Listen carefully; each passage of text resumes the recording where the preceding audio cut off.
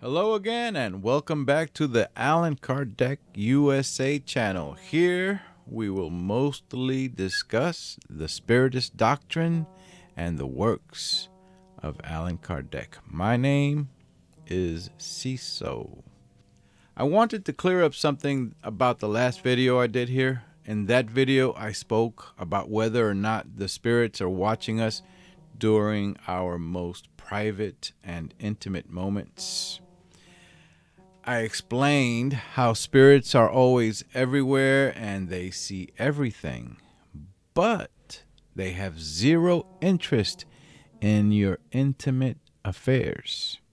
As you can see in this passage from the Spirit's book, in question 456, Kardec asks the medium, he's asking the spirit that the medium is communicating with, can spirits see everything we do? And the spirit answers, they can, because you are constantly surrounded by them. Nonetheless, they see only those things which they direct their attention. They are not concerned about things that do not interest them. Remember, I said in my last video that when spirits are in a room, for example, when a husband and wife are romantically intimate, to spirits, it's like you at a restaurant seeing other people at another table having dinner. And not only do they see everything, I may have forgotten to mention this, you know that spirits communicate with us by thoughts. So they can also hear, in effect, all your thoughts. In the very next question of this chapter in the Spirit's book, question number 457, Kardec asks the Spirit, can spirits know our most secret thoughts? And the Spirit answers, they often know about what you would like to conceal even from yourself. Neither actions nor thoughts can be concealed from them. And a bit later, the Spirit continues, and when you think you are well hidden, you often have a crowd of spirits around you, watching you. Remember also that I said that these books by Allan Kardec were written in the 1800s. And it was a time when readers were probably not accustomed to references of nudity and sexual activity. So it seems he was careful to leave that out. However, the term used here, well hidden, was probably the most appropriate way he was able to write about those acts and get that in there. But what I wanted to clear up is this. I said that spirits really have no interest in private or secret or intimate circumstances we engage ourselves in, unless those acts are of an immoral or illegal nature. In those cases, the good spirits become worried about us and attempt to guide us, while the bad spirits, I don't like to use the words evil spirits, which is stated in Allan Kardec's works many, many times, instead of describing them as bad or impure or of little progress. Because the word evil back then in those times, as was used many times also in the Bible long ago, has a different meaning for us in this day and age. Anyway, while the good spirits want to give us advice when we are doing something improper, bad spirits cheer us on and try to keep us on their level. And I said that the reason spirits don't care about our intimate moments is because they are living in a blissful world. That's what I should have cleared up.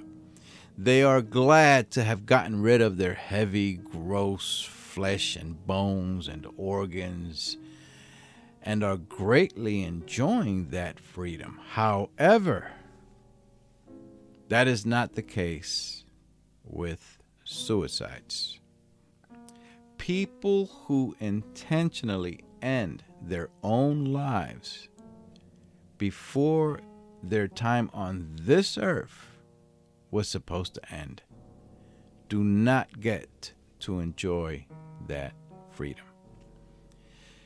Spiritism teaches us, the same as the Bible does, that there is a heaven and a hell. But the difference is that many interpret it from the Bible as a permanent situation,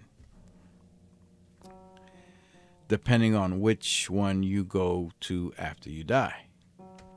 While Spiritism, on the other hand, teaches that both heaven and hell are temporary until all your reincarnations are completed and you've progressed to the point where you are purified and no longer need to incarnate again on this world or any other world. That would be when you've arrived at the kingdom of heaven. That is why I became so fascinated with the Spirits book. As I mentioned in my first video, when I talked about when I first picked up the book and started reading it and finished it. When I first read that book in 1985, about 35 years ago. Because that interpretation of the Bible, that we get just one chance in just one life, and depending on how you lived it, you go to heaven permanently or to hell permanently, that never made sense to me. Would it be a just and fair and loving God that permits many of us on this planet to be born into a society surrounded by bad influences, in poor, degraded, depressed areas with a horrible family situation, unfortunately, or no family, without the teachings and education of living a moral life to guide us? And ultimately, many of those resort to crime or other evil tendencies, compared to those who are born into a loving family, into a society that has us going to good schools and are taught well by those around us. Yet the ones that began life at a severe disadvantage go straight to hell and burn in its fires for all eternity. So those that had all the benefits of living a much better life are granted an eternal life in heaven, and those that were born into a miserable life and thus failed to live a decent life go straight to hell forever. I know the strongly religious sometimes say, well, they all have their free will, and they had the choice to do good or bad. Many in depressed areas turn out fine. Maybe most of them. Yes, but many don't turn out fine. And it's because they were given less of a chance than those from other places. It simply doesn't make sense. This is why Allan Kardec's works, starting with the Spirits book, made a lot more sense to me. A fair and loving and just God would not create that kind of situation in this universe. And the Bible and some other holy books are not being interpreted correctly on this matter. I'll have an entire video sometime in the future dedicated to reincarnation and why we reincarnate and what happens in between. But yes, heaven and hell are temporary places. You might be there for a long time before reincarnating again, but they are temporary. When someone commits suicide, they don't get to join with other dear family members and friends that have passed onto the other side. They don't get to enjoy freedom. They don't get to be happy. And they have made what they thought was a miserable life or a miserable situation much worse. From Allan Kardec's book, Heaven and Hell, we see the following. It is in cases of suicide especially that this situation is the most painful. The body remains connected to the perispirit by all its fibers, and thus all the body's convulsions are felt in the departed soul, and it undergoes atrocious suffering.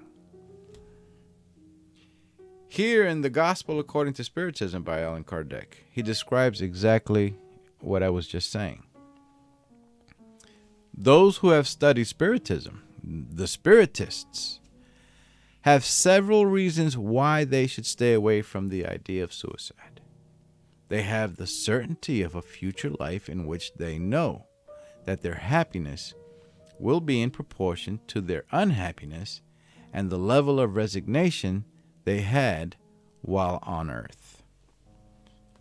The certainty that if they shorten their life, Spiritists know that if they shorten their life, they will in fact attain a result exactly the opposite to what they were hoping for.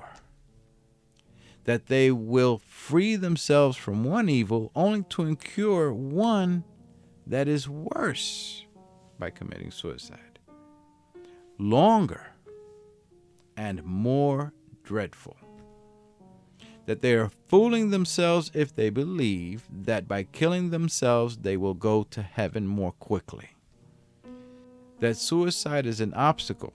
This is what Spiritists believe, that suicide is an obstacle to being reunited in the other world with the people they love and whom they had hoped to meet there. It would stop them from doing that. From whence follows the conclusion that suicide, bringing nothing but disappointment, goes against their best wishes. Now, we need to understand what happens to us at the moment of death. In some cases, when the soul leaves the body,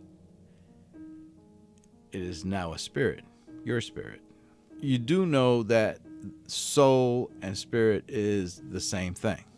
It's called a soul when it's connected to your body, and it's called a spirit when it is detached from your body.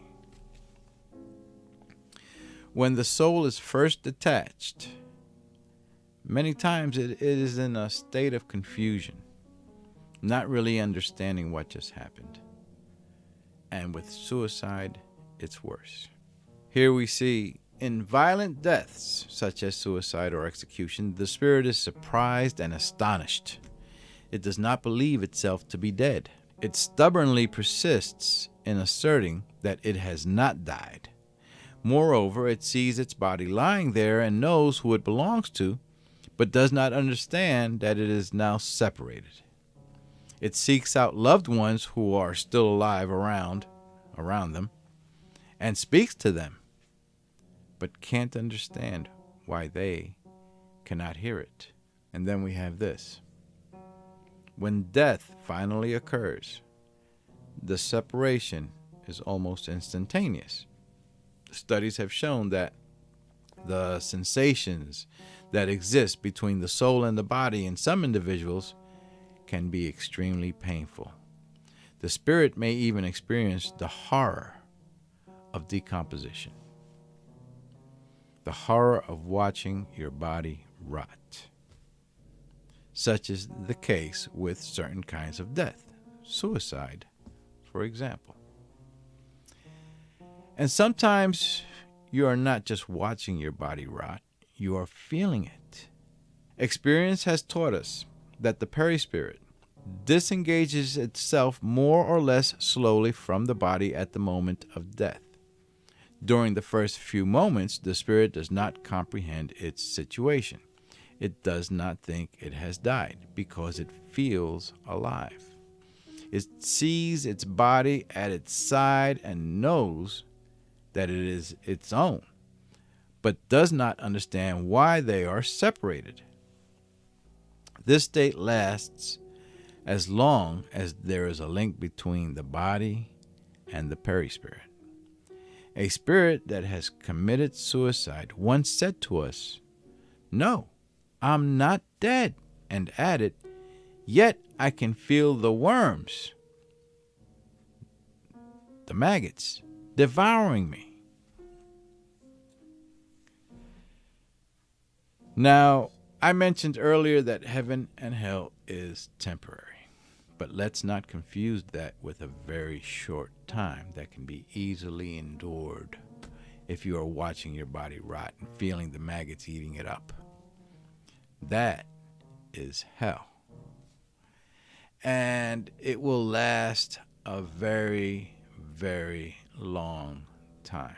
It will last so long that the next time you reincarnate as a human, you won't have an exact memory of it, but your consciousness will remember it. And you will surely refrain from having that thought again. Seeing maggots all over your body, eating it up, is not something you want to experience, as shown here with a pig, instead of a human, of course. In some suicides, the affinity that persists between the spirit and the body produces a sort of repercussion of the state of the body on the spirit, who is thus compelled to witness the effects of decomposition. It repeats the same theme several times, experiencing a sensation full of anguish and horror. This state can continue as long as the life which was interrupted ought to have lasted. This consequence is not the general rule. However, in no case are those who committed suicide freed from the consequences of their lack of courage.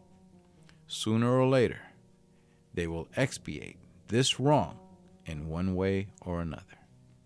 Thus, certain spirits who had been very unhappy on earth have stated that they had committed suicide in their preceding existence and that they had voluntarily submitted to a new trial in order to try to bear them with more resignation, more horrible situations, more miserable situations in their life, to see if they can combat it. For some, it comes in the form of a bond to matter, from which they vainly seek to free themselves in order to go to happier worlds, but whose access is denied to them in the meantime because of what they have done. For the majority, it is regretted for having done something needless from which they have reaped only disappointment. So once again, if you think you will end your problems with suicide, you are very much mistaken. Here in the Spirits book, Kardec asks, In question 950, what is to be thought of those who take their own life in the hope of arriving sooner at a better life? And the Spirit answers, another folly, more foolishness in thinking that. Let them do good, and they will be sure to reach such a state. Their suicide will only delay their entrance into a better world, and they themselves will ask to come back in order to complete the life that they cut short through a wrong-headed idea. And because of the way karma works with reincarnation, you will be returned to the same or a very similar situation to test you. Lastly, if you have a high esteem for the laws of God, you will know that it is prohibited. In another segment of Allan Kardec's works, it talks about how it is up there or worse than committing the senseless murder of another human. Kardec asked the Spirit, do people have the right to take their own life? And the Spirit answers, no. Only God has that right. Those who intentionally commit suicide commit a transgression against this law. If you enjoy these videos about Spiritism and mediumship and reincarnation, all the basic works of Allan Kardec's Spiritist doctrine, please subscribe to this channel to be alerted when the next one comes out. You can also leave comments or contact me at kardecusa@gmail.com. I am CISO. Have a blessed day.